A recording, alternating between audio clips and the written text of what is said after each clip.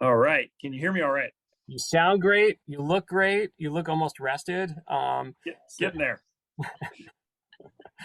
all right. Well, we've got our entire panel with us here today, and the number of attendees are slowly climbing up. We'll be recording this, so for folks who weren't able to get on today for whatever reason, we'll make sure that this is available for folks. But let me first start off by saying welcome. I'm Jonathan Singer.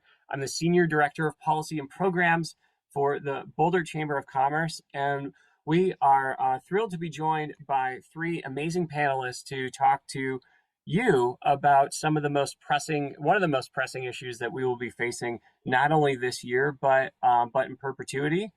But we hope to have a great description of how we got to where we are today, what legislative solutions will be on the ballot in November, and also a conversation about how to effectively appeal if you still wish to appeal your property assessments. So we know that this is going to be a very interesting conversation, but I also want to make sure for those of you who have questions, we're going to let our presenters speak. If you have a clarifying question, please put that in the Q&A, and we'll be keeping an eye on that. Also, we'll reserve some time after the presentation to ensure that anybody who does have questions, either for one or all of our panelists, can do so. So I'll put in a reminder at the very end around that, but I wanted to make sure that we got that, dispense with that first. Special thank you to both WW Reynolds and Google. They are sponsors for this event tonight or this afternoon. And because of their work, we are able to do our work here and get the message out on what is a really critical issue at this point in time. So welcome to each of our presenters. I'm going to do a brief introduction of all three because I really do want to get to the meat of the conversation here today. We are joined by County Assessor Cynthia Braddock. She has been a career public servant working in and around the assessor's office here in Boulder for years. Her work has been phenomenal in terms of her outreach on an individual basis. Plus, I want to put in a special thank you for the multitude of town halls that you've been doing just in the last couple of weeks to make sure we're getting the word out on really all of the different issues that are related to this one thing around property taxes. Next up, we have State Senator Chris Hansen. State Senator Chris Hansen hails from Denver, although I believe you started in very far east Denver, known as Kansas. And so we are glad you are here in Colorado now. Previously on the state's Joint Budget Committee, 6 members of whom essentially decide a $40 billion for the state of Colorado. Also an environmental champion who is also quickly attuned to business needs, not just in the city and county of Denver, but for the entire state of Colorado. So thank you for joining us as well. And last but not least, Matt Poling is principal at Ryan. He is a CPA, if I remember correctly, in 5 states. Correct. Okay, thank goodness. All right, I don't want to ever get things inaccurate with an accountant. So he's a CPA in 5 states. Also has, in addition to his work in the private sector, serves on legislative committees to be able to assert the right kinds of policy for our community as well. And so we are grateful to be joined by him as well. That being said, I want to jump into the conversation with Assessor Braddock first. She has a presentation ready to go. So Cynthia, when you're ready, feel free to launch into it. And when you want me to hit the next slide, just say next slide. I'll do that. Thank you. Thank you, Jonathan, for putting this together. And I'm honored to be on this panel with Matt and with Chris. Appreciate your efforts to inform our business owners. And so I'm going to try to keep this short to maybe 15 minutes if I can. So this is going to be a very high overview and quick overview of the assessment process and how we arrived at values, touch on how on commercial property and business personal property briefly, and then look at the appeals process, and then hand it off to the next speaker. Next slide. So the assessor has the constitutional responsibility to establish property values for taxation. And all of the processes, procedures, and calendar that we use are defined in the Constitution, Colorado State Constitution, and the state statutes, and guidelines are written for us by the Division of Property Taxation. So we have a framework around us that we use to arrive at property values. And so how do we go about doing this? So I have a staff of about 57, and we spend every day collecting information about properties, and we work with publicly available information. So we don't have access to properties unless invited in. And so we depend on property owners to tell us what's going on. We look to the clerk and recorder for recorded deeds, jurisdictions with their permits, so we can see what's being done with properties, real property transfer declaration schedules, which are a document that's signed at closings, so we know what's being sold at a closing, what's being purchased. We do subscribe to some lists, that provide us with supporting information. CoStar is a very important one for commercial buildings, commercial properties, but we also subscribe to the MLS, Marshall and Swift. We send out a lot of letters, sales confirmation letters. Site visits are an important way to gather information. And then we have a lot of technical support in the way of aerial imagery, mapping systems, and observations, both through articles or contact with others. So we gather all this information and we list it. And by list it, I mean we put it in this big database. And county assessors have some of the most comprehensive databases about property. So granted, it is focused on property valuation and taxation, but we have a lot of information. So everything that we gather, we keep in our database. And then the other task that we have is to classify properties correctly. So we classify as used, not as zoned. And this becomes important, particularly when we see properties transitioning from commercial to residential, from agricultural to vacant land, things like that. So we watch classification all the time. And then value, we'll get into in the next slide, but just wanted to note that we are audited every year. So there is an independent auditor that is hired by the state of Colorado that reviews all of the procedural and statistical results of assessors' offices. And and Boulder County has always been compliant and always passed our audit. But if we fail the audit, there are repercussions. And so we are very careful to do our work well so that we pass the audit. I think that's important not only to us, but to our citizens. Next slide. So how do we do this? We are tasked to set values for all properties in the county on May 1st of every year. In the odd numbered year, we revalue. So we're looking at new values. On the even numbered year, value only changes if something has happened to the property, like a demolition or a remodel, a new construction, that sort of thing. And the mass appraisal process is defined for us in the ethical documents, the ethical standards that appraisers are held to. And all of the appraisers on my staff are licensed certified appraisers. So USPAP, which is a Uniform Standard of Professional Appraisal Practices, defines mass appraisal as the process of valuing a universe of properties as of a given date using standard methodology, employing common data, and allowing for statistical testing. And that's what we do in real big words every year. So we build statistical models. We work with common data, which in the next slide we'll talk about where that data comes from. And we're looking at all kinds of characteristics about property. So location, building characteristics, land characteristics, market data, cost data. And we put that all into a model. This is not a one and done. We don't put it in and a value comes out. This is an 8 to 10 month process where we're collecting and cleaning data, running it through the model, testing this against the market and against, have our appraisers who know the market, look at it and say, this works, that doesn't work, something's off here. We run it back through. And so it literally takes us 8 to 10 months to arrive at the values that we send out on May 1st. Next slide. So this is our calendar. And this again is established in statutes for us. We have a 2-year cycle. The odd number year is the year that we reappraise. And so this is the year we all got these eye-popping notices based on a historic data collection time period where we saw values increase more than we've seen them in many, many years.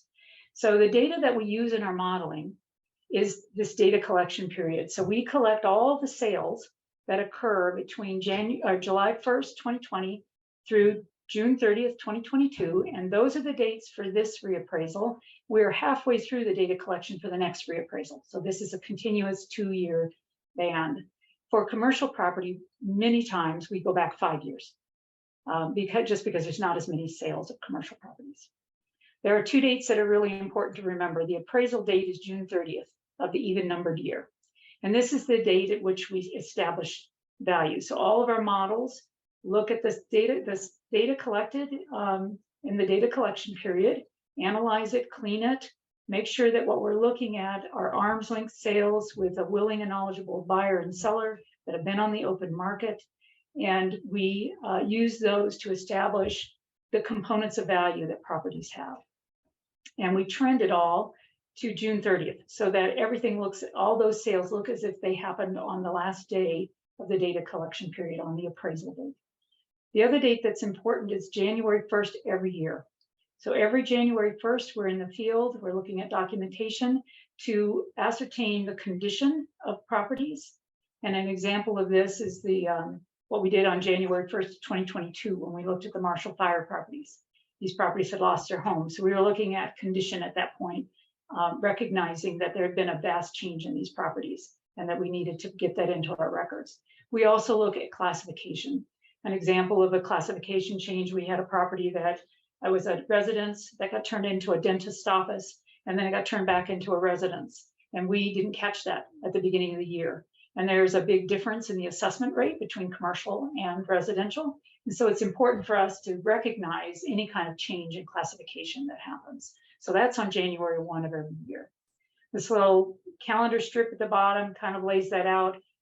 The yellow band is July 1st through 2020 through June 30th of 2022. This is our data collection period.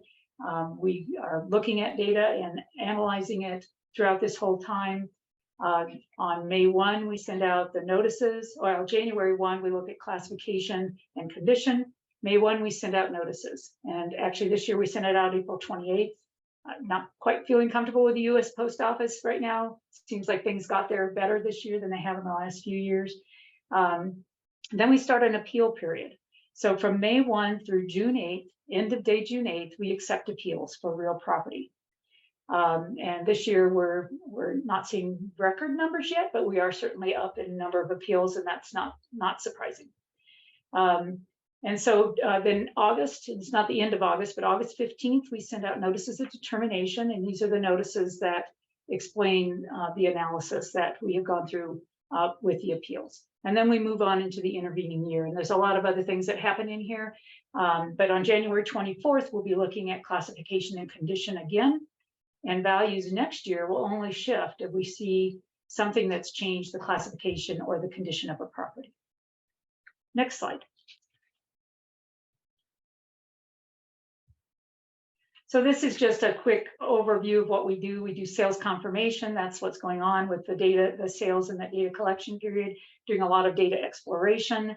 We're looking at property adjustments. Are things accessible? Are things on busy streets? Are things near facilities or things that impact value?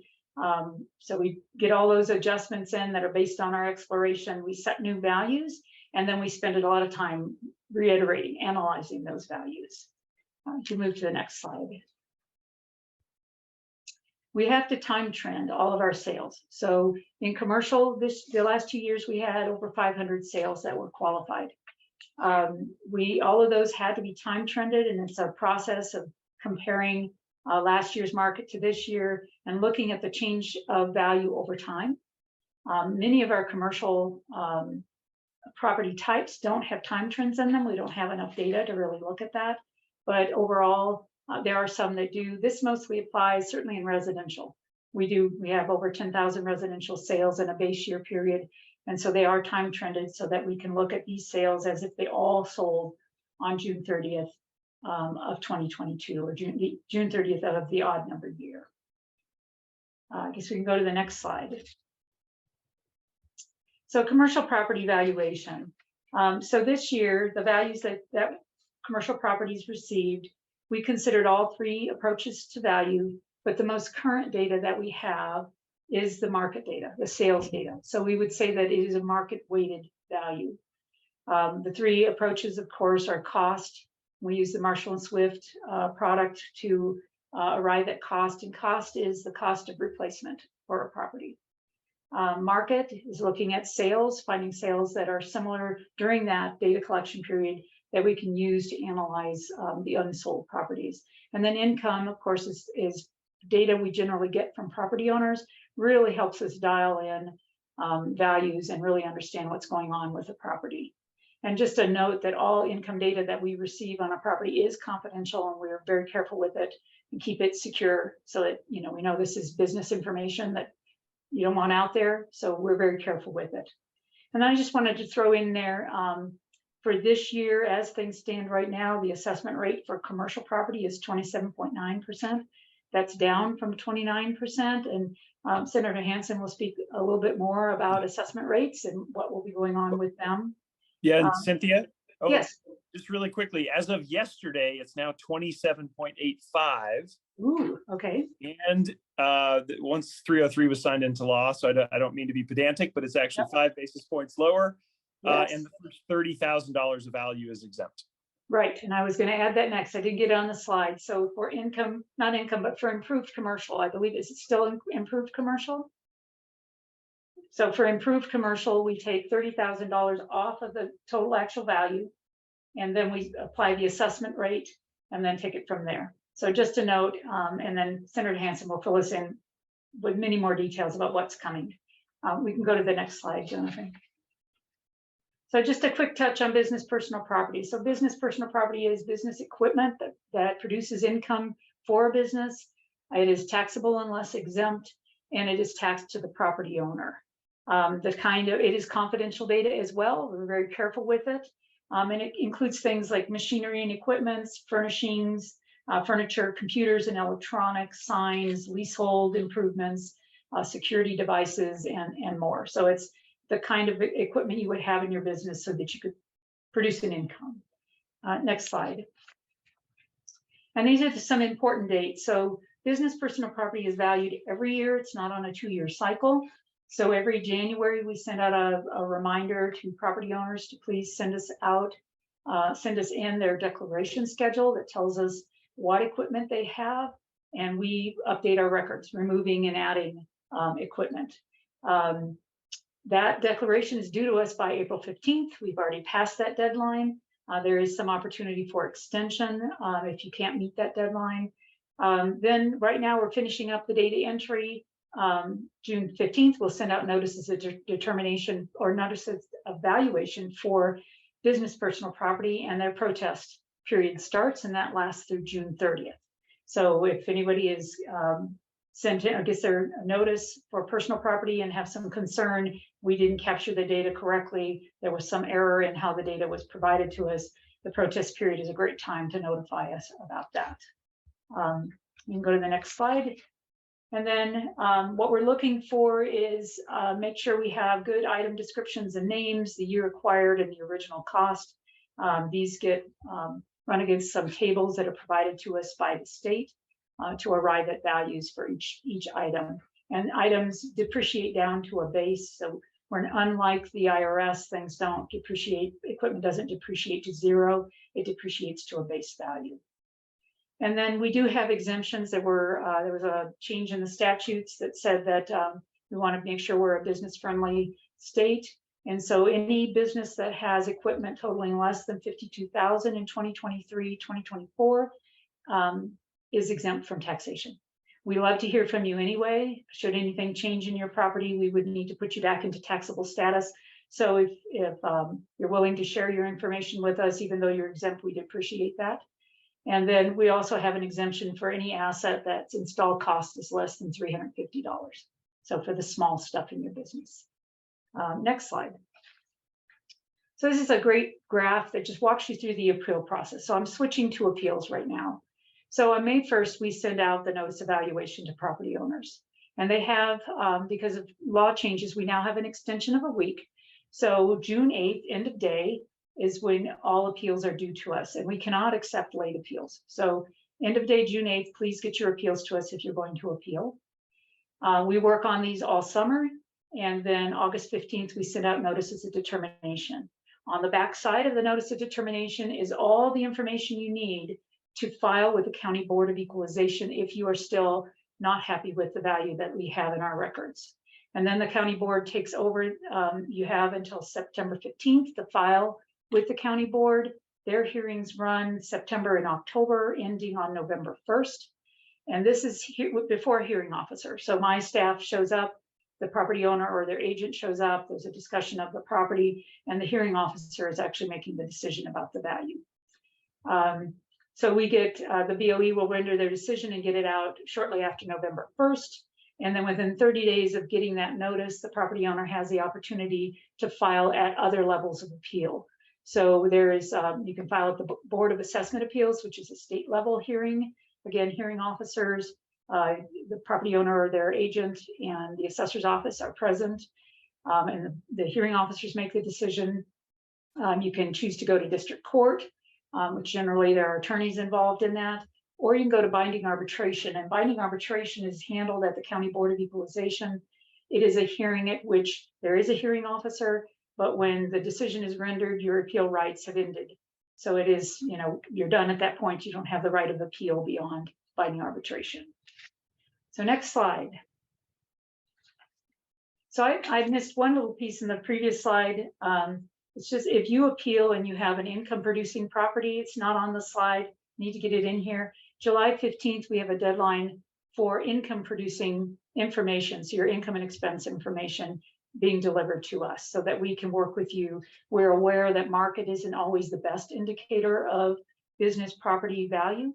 And so if you appeal, seeing your income information is really important and helps us get that value right.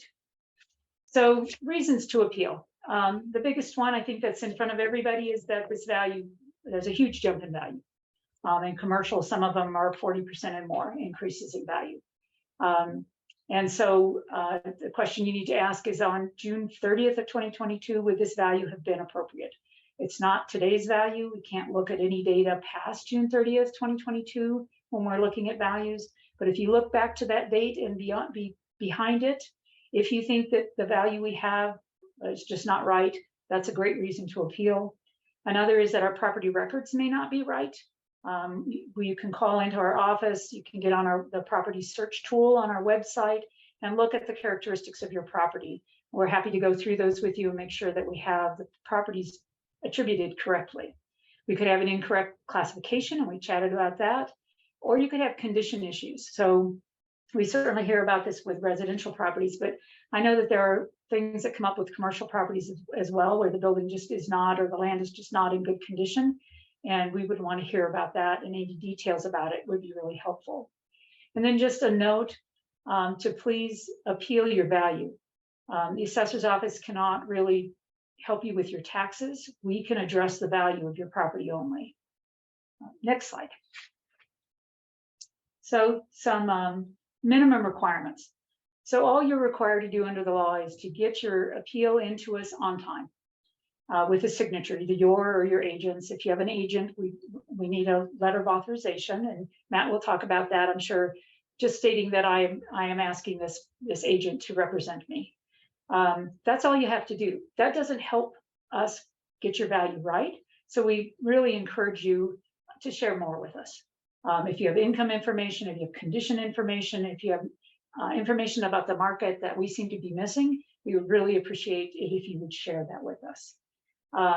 So what can you provide? You can provide income data, profit and loss, leases, rent rolls, all of that helps us. Cost data, if you're new construction, a new building being put in, that would be helpful for us because we can look at, you know, what the real costs are for that building. We can with commercial property go back 5 years. So any sales that you have in that 5-year period would be great to refer to so that we understand what your comparison is. Of course, those sales ending June 30th of 2022. Estimates from contractors. If you have any cost to cure, damages, anything above typical wear and tear, love to hear about that. Photographs. If you have photographs you want to share with us so that we have a visual, you know, oh, yes, that's a cracked wall, that's a settling basement. Love to have those. And then if you have a fee appraisal that was for purchase or refinance, particularly if it's in that 2-year period, the data collection period, that's really useful for us as well. So next slide. So we have lots of tools. Property search that I mentioned is a mapping tool on our website. It has a lot of data in it. You can look up by property address, owner name, or the account number for the property, and find all kinds of information there. We have a residential tool, and I let this in here. It doesn't work for commercial, but I know a lot of people who have businesses also own homes. We have a tool that allows you to go in with your property account number and pull comparables. And this is for residential only at this point, but it gives you a list. I know I put my house in there and I got 32 comparables. I have a cookie cutter home. I could go down the list and pick houses like mine that sold during that 2-year period. And I found that my value was bracketed, so it was pretty good. But you may find that it isn't. So it's a very useful tool. You can produce a report, submit it with your appeal. Hope to grow that into tools that other property types can use, but not this year. There's comparable sales lists for commercial, for vacant land, for residential. They're all out there. They're in PDF and Excel format. We have all kinds of forms, handouts that you can download, you can read, lots more. So I encourage you to visit our website, bolderassessor.org. So next slide. So how can you appeal? Well, the only way you cannot appeal is over the phone. And the reason we don't accept phone appeals is then we have no record of the appeal. So we want a record that shows that the property owner submitted it or their agent submitted it. So we have a really useful online appeal tool. It only accepts at this point 1 property at a time, but we have had people go in and submit, as many properties as they have, 1 at a time. It gives you an email receipt that you have appealed. You can email us directly, assessor@bouldercounty.org. We started it during COVID, accepting emailed appeals, and it's become a really popular method. So we're continuing to do that. You can attach documents, you can attach photographs, you can write us a story about the property so that we understand what's going on. You can certainly mail in things. So if you can use the protest form, you can send us a letter, you can use the postcard, whatever you received, mail it into us, just make sure it's postmarked by June 8th. You can come into our office. My appraisers are manning our public information counter. So I have a commercial appraiser here every day, residential appraisers as well. Happy to talk to you, happy to walk you through our records, listen to your concerns. So come on in, you can either drop things and leave, or you can come in and visit with somebody. We have a couple of drop boxes in the county. One is right across from the Boulder Theater down here in downtown Boulder. We have one at the county complex in Longmont on Kaufman. And we still have people who fax things. So we have a fax number. Happy to accept a fax. So many ways. Just we'll be happy to talk to you and walk you through anything, but we just can't accept your appeal over the phone. We'll refer you to another method. Next slide. So just this, I wanted to touch on business personal property because it is a slightly different calendar. Valuation notices again go out on the 15th. The appeal period is the 15th of June through June 30th. And then they get notices of determination, these properties at the same date that real property does, so August 15th. And then they pick up and they follow the real property calendar. So they are at County Board of Equalization at the same time, and then have the same opportunity to go on to Board of Assessment Appeals, binding arbitration, and district court. So next slide, getting to the end here. So I wanted to touch on tax calculations. So we have a lot of folks who are concerned that they saw a large value increase and that they're going to have a really large tax increase. And so there is a difference between the value increase and the tax increase. And first I want to touch on the formula. So my office is responsible for setting values, and that's what we do. We establish the values. Representative Hansen will talk about the legislative piece, which is setting the assessment rate. And that, as we heard, has changed and is potentially going to change again to benefit property owners. So, so that piece gets multiplied. The assessment rate times the actual value gives you assessed value. Now we move into what the jurisdictions do for us. And these are your city, county, metro districts, fire districts, water districts, hospital districts. They all set their own budgets and their mill levies to fulfill those budgets. We deliver information to districts on August 25th and on December 10th. And they use that valuation information we deliver to them to establish their budgets and establish their mill levy. Those mill levies are given to my office. We deliver them to the county commissioner by December 22nd under the current calendar. And then those are used in the tax roll. So taxes are calculated and delivered to the treasurer for collection in January. The mill levy process is transparent. These districts have meetings, they have websites. I encourage citizens to get involved with their taxing jurisdictions and understand, where the revenue is going. It's your right as a taxpaying citizen to understand. So the formula, the tax formula, is a whole lot more than just your assessed value or your actual value, and that's the point I'm trying to make here. Then on the next slide, if you could switch, is just as a graphic I borrowed from somebody else. You'd think I could create this, but I'm not this creative. It's just showing the relative difference between actual value, which is the top of this inverted pyramid, and taxes due, which is at the bottom. And so what impacts it and reduces the value down to a manageable tax is the assessment rate, which is legislative, and the mill levy, which is your taxing jurisdictions. So I just want to reassure people, you will see a tax increase. That's just a known. Things are being done and thought about to make that a smaller impact, but increased value does mean increased taxes. It just doesn't mean a dollar for dollar increase in taxes. Next slide. We're almost done. So I threw in, this is the map we put out when we did press releases. It was part of the press release that the Denver Metro assessors did. Just to give you a sense, this is residential. I don't have a map for commercial because commercial is a much more complicated property type to put on a map. But overall, Boulder County saw a 35% increase in value. That's a median increase in value. The highest increase in value was the unincorporated plains, where we saw a 45% increase. And then everything in between. Louisville, where I live, saw a 42% increase in value. So this is a countywide concern. And then if we could switch to the next slide. This is a map, and these are, it's broken up by assessor districts. This has no meaning other than it's assessors who have sort of common counties with common things that we think about.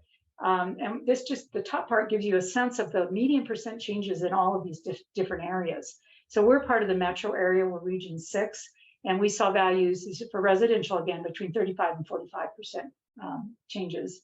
The recreational corridors, the mountains and the western slope saw a lot higher. So some of them up to 80%. So this is not only a local county problem, this is an issue statewide. And I think you could even take a step further and say this is sort of a nationwide concern where property values have increased a lot. And I think that is it. Next slide is just a thank you for bearing with me and listening, and hand it back to you, Jonathan, and happy to answer questions. Thank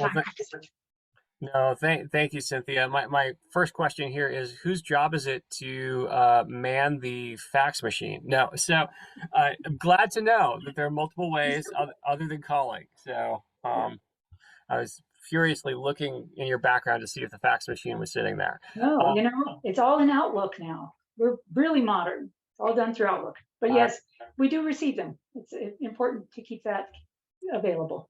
I will use my manual typewriter to send you a fax. Okay. So in all seriousness, though, it looks like we have a couple of questions. So I'm going to try and ask one right now, and then I do want to move on to our other speakers. And then if other questions come up, please use the Q&A or the chat, and we'll make sure to answer as many of these as possible.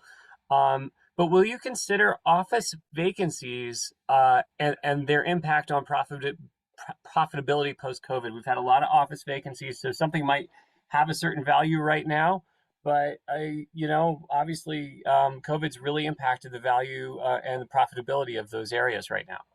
Right, and offices, as we all know, are still struggling. A lot of us work from home and haven't come back to buildings.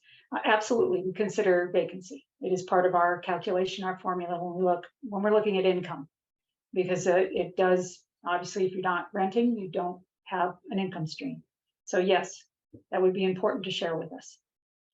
All right, and last question for right now, before we get to our other presenters, is as a tenant, how can someone protest valuation without any data access? So first, you'd have to have an agreement with the landlord to protest the property. So we have to see that the right has been given to the tenant to actually protest. Otherwise, it's the landlord that we will, or the owner that we would work with. It's a public record. You can look at values. You can get on property search. You can call our office. Values are a public record, and they're available to anybody who wants to find out what something is valued. The data, things like income and expense, those sort of things are confidential, and we can't share them with the tenant. They belong to the owner, and we keep them private. So there are a lot of ways to find out about a property. But I would say first work with a property owner if you're a tenant to see if you have the rights to appeal and what rights you have to data through them. Excellent. Well, and if our other presenters have any other thoughts on that, certainly feel free to jump in when we get a chance. So I want to actually jump over. I'm going to jump over because that was very thorough and very data heavy on the nuts and bolts of things. And so I actually want to keep on that track for a minute. So before we get to Senator Hansen on some of the policy options, Matt, I'd love to hear from you if you want to take the next 10 minutes or so and tell us a little bit about what it looks like from your perspective, your side, the clients that you represent, what is effective, and if either of those two questions that we asked were at all guiding, please feel free to opine on those as well. Yeah, absolutely. So what makes a good appeal? A good appeal has a lot of data. So to the extent that we can provide rent rolls, income statements, property condition analysis, anything that impacts the value of the property, that's what's going to add weight to any appeal we file. And the sooner, Cynthia mentioned the July 15th requirement to have the data in. It's best, or our belief is it's best to have it in with the appeal when it's filed June 8th, if you can get it. There are specific requirements that were introduced back in 2011 under Senate Bill 119 that requires us to provide certain information for income generating properties. And so the quicker you do it, the better off your appeal is going to be. There are three main approaches to value: the cost, income, and sales. We also look at a fourth approach that sometimes gets some question marks from the assessor's office. But we look at what our competing properties to the subject are doing in terms of value per square foot, or value per key, or value per unit, whatever the unit of comparison is. And we look at that because it's a unit of compare. It's a way to compare, so you're not put at a disadvantage. And so we joke around about being a fourth methodology, but it is something that needs to be considered and must be looked at with appropriate adjustments. Cynthia mentioned sales comparison approach being the market approach, not just the raw sales price or the raw sales price per square foot, but if you have an industrial warehouse that has 18-foot clear heights, and you're compared to something that has a 24 or 32-foot clear height, we got to make the appropriate adjustments. Not everything should be appealed. Percentage increase, just because you don't like the fact that the property went up 40%, that doesn't give you a reason to appeal. We have to find the data behind that value to file the appeal. And so not everything should be appealed. Sometimes it was underassessed in the prior year and they're making a catch up in a 2-year window. Maybe the market's just increasing as fast as it is, but we still look at the data, look at what you can do to make sure that that appeal is filed. The letter of authorization, if you do hire a third party, I wanted to address that just real quickly because Cynthia mentioned it. If you do have a third party file your appeal for you, you do have to have a letter of authorization in place that's signed by the appropriate party. Because if it's an LLC, it's really the managing member of the LLC. If it's a trust, it's the trustee. But it also has to be notarized. The county, Boulder County, requires that notarization to be in place, and so does the state board. So make sure that it's notarized. It's just another step in the process. I think what we are seeing, and Senator Hansen's going to be talking about this here in a minute, but we're making steps towards reducing these ratios, potentially having some spending limitations put in place, and we're making good steps. But what came out May 1st, I think, surprised all of us, at least in the magnitude, and a thorough review of your data is important. No, excellent points. We have a couple of questions out there right now. But Matt, I wanted to make sure I wasn't talking over you, or whether there weren't any other key points you wanted to get out before I got to the next question here. It's really the data. I mean, the thing about a good appeal is the more data you can provide, the more story you can tell. If you can tell a story with pictures, with rent rolls, with PC property condition analysis, the better. So just going in and saying my assessment increased 40% and we don't like it, it's not going to get you anywhere. All right. Well, data rules the day. This is good to hear. So we have one question here, and Assessor Braddock may be able to respond to this one as well. This individual has a change of classification from commercial to residential on July 1, 2023. When you look at this on January 1, 2024, will the change of classification be retroactive to the date of sale? No, we recognize it on January 1 for the next year. So the classification and the condition of a property is recognized on January 1 looking forward. So we don't go backwards. There are some things we go backwards on if we find that there were something that we need to abate on value, looking backwards to get taxes paid back for something that was erroneous. We can do that. But we look at January 1 to establish classification and condition going forward. And I think, just to add on to that a little bit, the bright line test for that changing classification is concrete poured or 10% complete. And I think that comes from the DP, Division of Property Taxation. It does. Thank you. I've seen situations where they've had the sewer line and all their entitlements in, and they've had their dirt work, but they didn't have foundations poured as of 1/1, and it was commercial vacant land. Was that in Boulder County? Neighboring county. Okay. All right.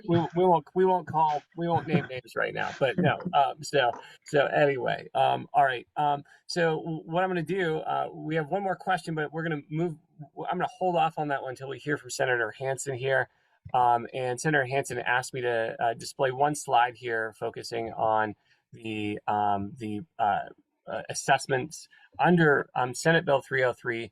In full disclosure, the Boulder Chamber did support Senate Bill 303. We wanted to see something on the ballot relating to commercial property tax relief.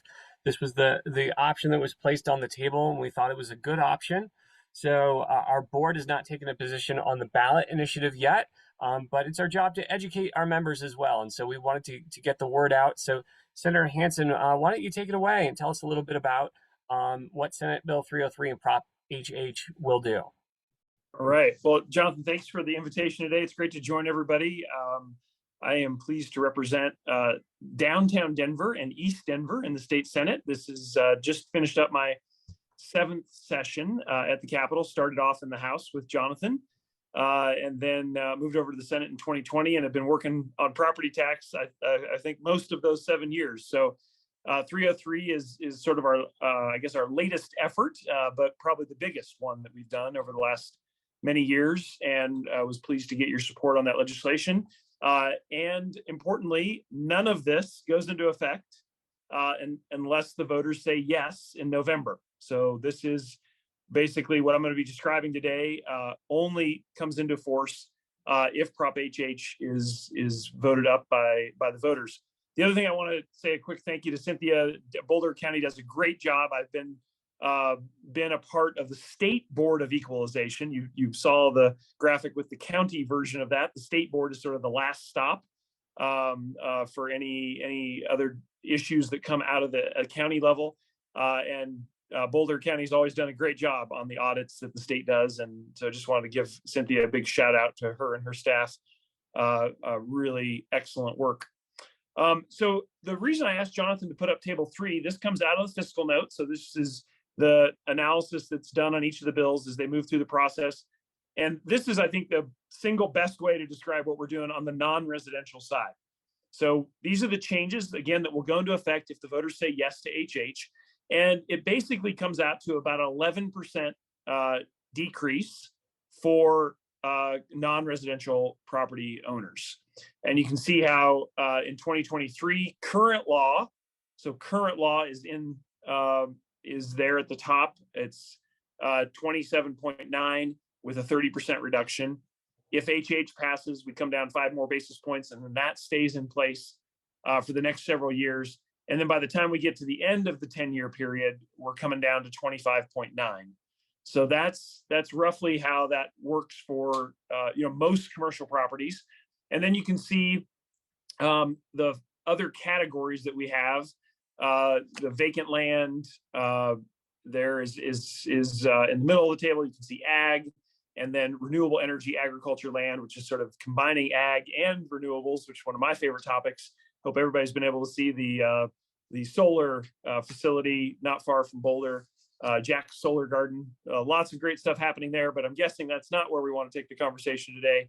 Most folks are probably interested in that first line or the vacant land line. So that's kind of how this looks if HH is given a yes vote in November. Of course, I would be remiss if I didn't ask for everybody's help to make sure we get a yes vote in November. The campaign starts yesterday, essentially, to see if we can get HH passed. But we'll look forward to that ongoing conversation. The other thing I guess I wanted to mention is give you a little bit of just a clear mathematical example. What we've calculated, let's say you have $1 million commercial property, and you expect that that's going to continue to increase in value by about 15% over the next several years after this big jump that we've just had. That property owner would save about $12,500 over 5 years if HH passes. So that's just kind of a rough estimate of what we think the savings would be for kind of a typical commercial property that has a value of about $1 million. It comes to about 12.5 in savings over a 5-year period. So we believe this is material relief. Obviously, there are folks who are advocating for more in all of these categories. But I will tell you, we've worked really hard to try to balance out the need for property tax relief with creating a structure in HH that also makes sure that we don't have any fiscal problems or fiscal cliff on the services that rely on property taxes. Schools, of course, being at the top of that list, but fire districts, water districts, library districts, et cetera, all around the state that rely on property tax, and local governments that rely on property tax. So those were the kind of competing forces that were at play in Senate Bill 303. We developed a backfill mechanism that I'm happy to get into details if folks want, but that was an important part of this overall package. And we think we've brought something to the voters that is responsible and balanced, because what we're expecting from some of the folks who have run anti-tax ballot initiatives in the past is a Proposition 13 style cap on property tax changes. And when I say Prop 13, I'm referring to California. If any of you have familiarity with what happened of Prop 13, it causes massive problems to budgets all across the board, and remains a big problem in California. As you can probably tell, I do not want the state to go that direction. And so for us at the Capitol, with the governor and legislative leaders, brought forward 303 to really get in front of what would be a Proposition 13 style proposal that we are expecting in the 2024 ballot. So that gives you a little bit of political context as well for how this bill emerged. And Jonathan, with that, I think I'll pause there and make sure we're responsive to any questions that are coming in. No, absolutely. Well, we've got a couple of questions here, and actually, so we've got one, and this you might have already responded to it a little bit with the Prop 13 California example, but our attendee here says, could we pass a statewide maximum cap on annual property tax increases, like a maximum of no more than 5 or 10%? If not, what will be done with the substantial proceeds of this tax windfall? Yes, well, one person's windfall is another person's fire truck. So I'll probably makes sense to start with that. But a very fair question. We were really trying to avoid caps, because caps can have big problems if we're in a high inflationary environment. So to give you an example, the proposal that the let's say the further right political forces in the state, they are proposing a cap. They started at 2%, they went to 3%. But imagine what happens if you have a property tax cap of 3% and you have a high inflation environment like we've just experienced for the last 2 years.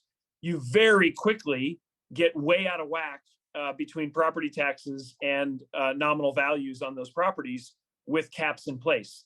And so instead, what we've tried to do is adjust assessment rates down so that the increases in a nominal way basically are inflationary.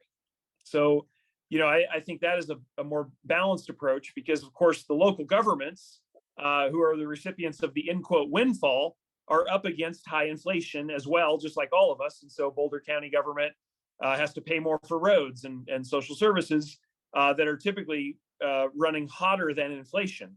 And so that was one of the important things we talked about when we developed 303, is how do we create something that can adjust with inflation if we do have longer high inflation, but also be at a decent spot if inflation drops, which we all certainly hope it does. So the cap approach, we think, has some pretty significant drawbacks over the long term. All right. Well, and I will ask my question in here. And once again, thanks to everyone for staying through the lunch hour here. This is from Colorado Public Radio, and what they tried to do, and this is a little different because it's on residential property tax, not commercial or other forms or other land uses. But instead of percentages, we wanted to look at dollars, or they wanted to look at dollars. On May 4th at 4 a.m. And so what they put here is, if the law isn't changed, $500,000 property, which would be incredibly affordable, by the way, in Boulder or Denver, $500,000 property, sadly, at that rate, with 83 mills of taxes, would be at close to $3,000 without a change. And then progressively drop down depending on other things like senior homestead property exemption, where it would drop to almost by $1,000 to $2,000. An owner-occupied home, if Prop HH passes, would be almost a $400 or about approximately $400 in tax relief, and similarly for multifamily property. So they also noted in this article that commercial property, because of the fluctuations and changes, it's hard to come up with these hard and fast numbers statewide to give people a sense of what this would look like, because of many of the different differences that we have. But I don't know if you have a sense, or whether you could sort of ballpark it for some of our business owners here right now in terms of the dollar savings as opposed to a percentage savings. Oh, on the residential side, Jonathan, or on the commercial side? Well, well, first of all, did Andrew Kinney get this right on the residential side? And if he didn't, correct us right now. Yeah. Andrew got close. He got close. So of course the bill continued to be amended as it moved through the process. So I don't think this table reflects the final version. We did make some changes in the House, some adjustments. What we're calculating is that for the average kind of median home, I should say median, be careful, since we have a CPA on the call, make sure I'm very precise with my terms. Median homeowner is going to save about $3,500 over 5 years. So it's pretty significant for kind of the median homeowner in the state of Colorado. And on the commercial side, as I mentioned, it's about 11% savings. And what we were really trying to do is lop off that spike so that the increases were more in line with aggregate inflation over the 2 to 3 year period, so that we can keep up with, of course, the inflation that the local governments were experiencing. Other questions for Senator Hansen on Proposition HH? If not, I think we've got some other questions out there that everyone may be able to weigh in on a little bit. Senator, I do have a question. Part of this, at least originally, it was hard to track through the last week of session, but are the spending limitations still in Prop HH in terms of inflationary adjustments for spending? I've termed it a rebrucing rather than a debrucing. Yeah, no, that's a really important question. So one of the components of Prop HH is that we're asking voters for permission to adjust the Tabor revenue retention cap. So everyone may remember Ref C back in 2005, we adjusted that cap. It currently sits on an annual change basis using last year's inflation, which causes its own problems, but we adjust it by population growth and inflation with a 1-year lag factor for next year's revenue retention. Prop HH would add 1% onto that if the voters say yes. And so we then use that additional retained revenue, so no tax increases, but we would retain a little bit of additional revenue, and we'd use that for the backfill mechanism to pay for K-12, fire districts, library districts, water districts, et cetera, and make sure that they are not seeing fiscal problems as a result of property tax decreases. So that's sort of the pay for mechanism in Prop HH, is that we're asking for a little bit of additional retention, 1% added onto that calculation, and that then becomes how we cover the backfill mechanism. Great question. Now, Matt, follow up there? Yeah, I was just going to say we're seeing that could be a potential mill levy reducing benefit of Prop HH in that, if not just the ratio decrease, the mill levy decrease, we think is significant. And quite frankly, it's making it really tough to predict what's going to happen. A, we have to wait till November to decide if it passes. Yep. But B, what is that mill levy impact going to be? Is it 5%? Is it 10%? But anyway. Yep. Yeah, that's a really important point. I mean, especially for the floating mills or any future mill levy changes that are made by local, boards or county commissions. I guess in an ideal world, right, all these mills would get adjusted. But what we found is that does not happen. Even in the most conservative counties, it turns out they do not decrease their mills. And they had the opportunity to do that. And without that action, we really felt like we needed to act on the statewide level because of this massive change in assessments. And so that's really, was the reasoning behind 303. Right. Great. No, great questions, great interaction. And I don't know if Assessor Braddock, you have any questions of our panelists as well. So we could make this a conversation as much as anything else. And I know I'm learning a lot here. So. Well, one more item, if I could, not to go for it. Interrupt. Sorry to monopolize the time, but House Bill 1311, I think, was the number that also helped bridge some of the gap that we've heard of with keeping that 1%. And Senator, I don't know if you could address that too. Well, that's right. So 1311, which was signed by the governor yesterday, basically, if HH passes, we will turn the Tabor refund mechanism that's currently the 6-tier sales tax refund mechanism that folks who studied Tabor for a long time will know what I'm talking about.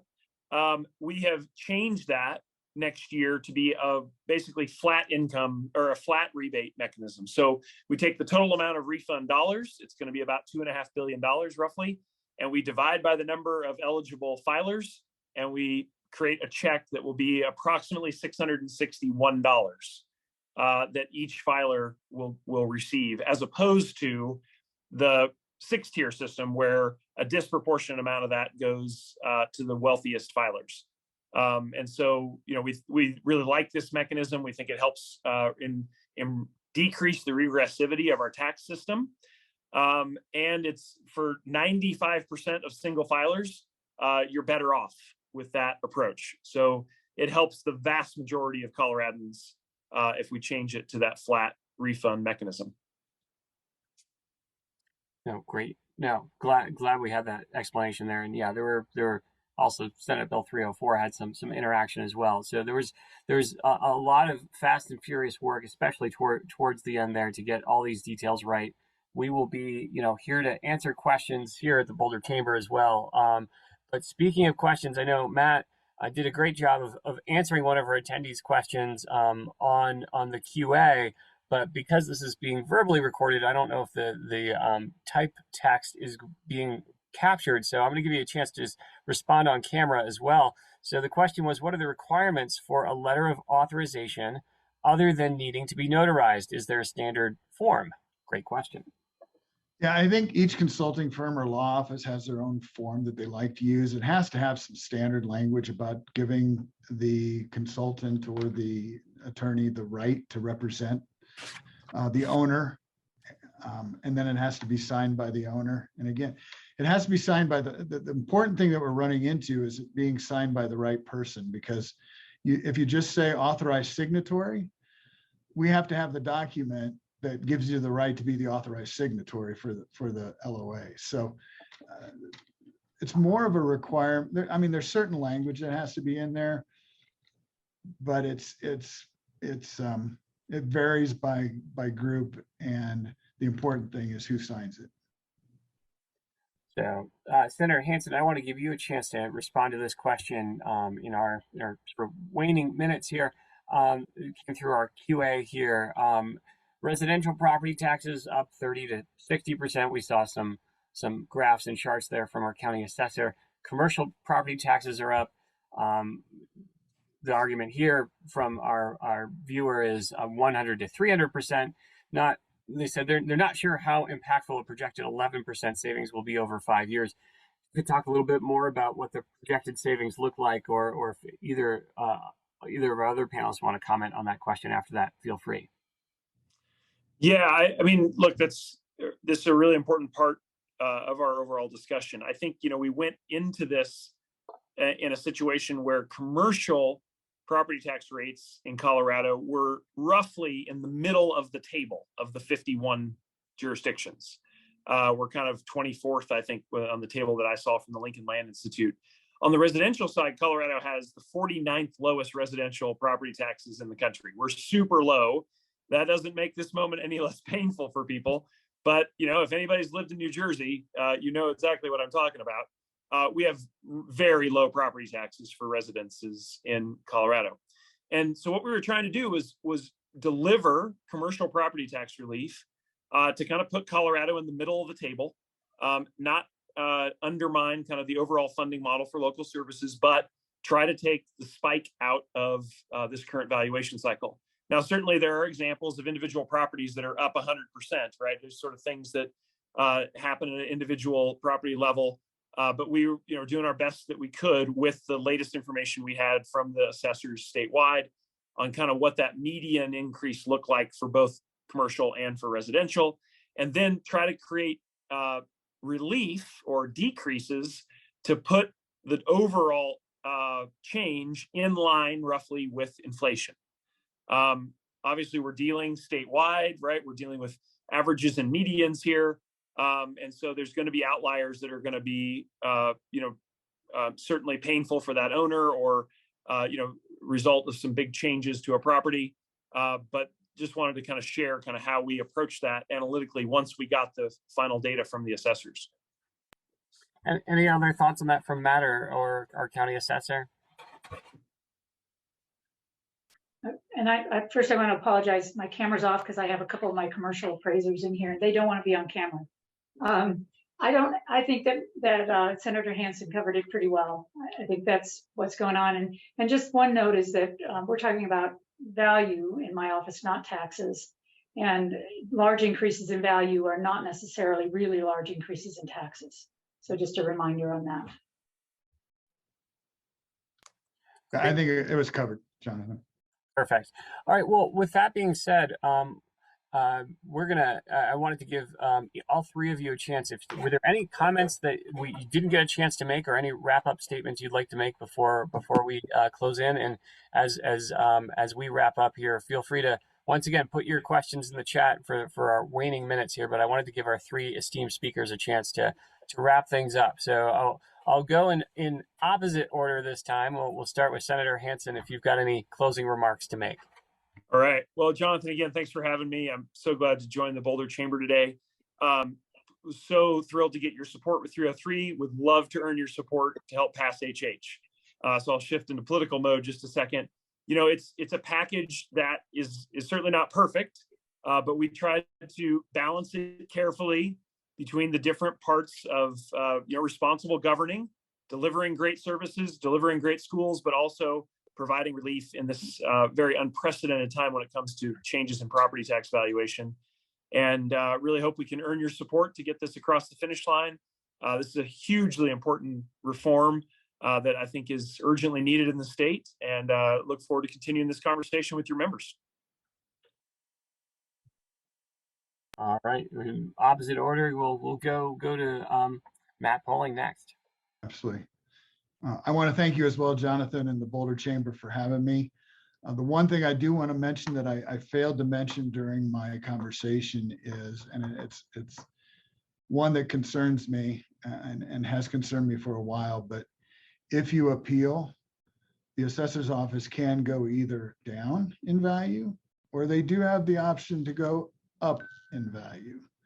So we're seeing that across the state more and more. Thankfully, I haven't seen it in Boulder, and that's a good thing. I testified against it in 2021, and it still passed. But anyway, with that data, make sure it supports the number that you're looking for. All right, last but not least, you had a first word, so we're giving you the last word as well.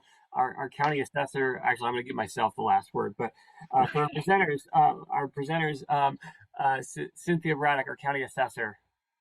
And I also want to add my thanks, Jonathan, and the Chamber for hosting this and helping us get out this important information to people. And thank you to the folks who joined us and who will listen to this recording after the fact. Just a note, for what Matt said about values going up, it is exceedingly rare that Boulder County does that. Usually it's when there's just some extenuating circumstance we can't get past, but it is very rare. I actually had residential property owners worry about appealing because their value might go up. I mean, we do encourage them to not show us things that we can't unsee. So, but it is an extremely rare occurrence. And I just also want to remind you that we are here, happy to work with business owners, personal property owners. Our office is open Monday through Thursday, 7:30 to 5. We're really good at answering our phone calls and getting back to people, and happy to work with you to understand this process, to file your appeal, to work with your agent. And when it comes to income producing properties, really appreciate it if you share your data with us so that we can get the value right. When we go from mass appraisal through the appeal process, it allows the property owner to go from these best information available to really what's going on with them. So encourage you to please reach out to us if you have concerns. Thank you again. Well, thank you. And before we do a quick thank you to our sponsors, just wanted to remind folks out there, so while the Boulder Chamber has not yet taken an official position on Prop HH, we were happy to see Senate Bill 303 pass, and I know that we'll be taking up that along with a whole slew of, my assumption is a whole slew of other ballot initiatives this year. But this is our best way of informing you, the public, on what's happening out there. For those of you who just joined us, you can also reach out to me, Jonathan. You can get me at jonathan.singer@boulderchamber.com, and we can certainly feed these questions back up to our presenters at a later date. I just committed you to all of that. And you're smiling, so that's a good sign. Thank you for your availability today, as well as your interest and availability to our speakers, really throughout the last few weeks as we've been crunching the numbers.